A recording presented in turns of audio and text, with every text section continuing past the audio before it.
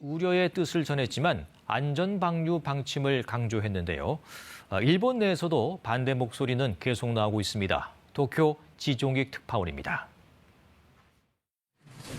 호주와 뉴질랜드, 피지 등 태평양 연안의 섬나라들로 이루어진 태평양 도서국 포럼. 포럼 대표단이 일본을 찾아 기시다 총리를 만났습니다. 일본 정부가 올 봄에서 여름 사이로 예고한 후쿠시마 원전 오염수 방류에 대한 우려를 직접 전달하기 위해서입니다. 이들은 지난달에도 전문가 회의에 이어 성명을 내고 생계를 유지하는 기반인 태평양에 큰 영향을 미치게 될 것이라며 안정성을 규명하기 위해 더 많은 정보가 필요하다고 주장했습니다.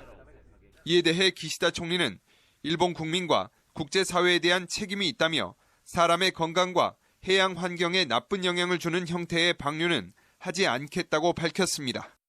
오염수를 정화 처리해도 제거할 수 없는 방사성 물질 3중 수소를 다시 바닷물과 희석해 내보낸다는 기존 입장과는 달라진 게 없습니다.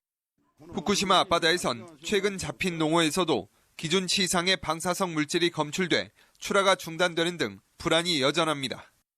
어민들은 방사능 유출에 따른 피해를 고스란히 떠안게 될 것이라며 반대 입장을 고수하고 있습니다.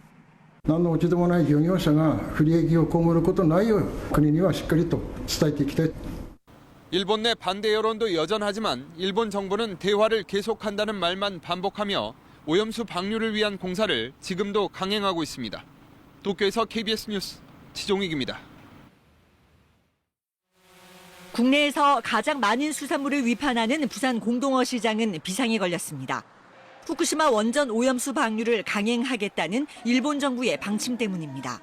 당장에는 어선에서 갓 잡아온 어획물에 대해 방사능 검사를 현장에서 바로 실시하고 그 결과를 공개하자고 요구합니다. 해양수산부가 바닷물의 방사능 조사 지점을 늘리고 수산물 검사를 2배로 확대하겠다고 밝혔지만 소비자 불안을 없앨 수 없다는 겁니다. 정밀 기계를 갖다가 지금 정부에서 예산을 잡아서 내려준다 합니다. 말은. 그런데 실질적으로 지금 단 한 대도 내려온 적이 없고요. 오염수를 방류할 경우 우리 해역은 안전한지, 안전하지 않다면 어떤 대비책을 세울지 정부가 아무런 설명이 없는 데 대해 답답해합니다. 또 수산업 피해가 현실화할 경우를 대비해서 억가 손실 보상금 등 대책을 강구해야 한다고 목소리를 높입니다.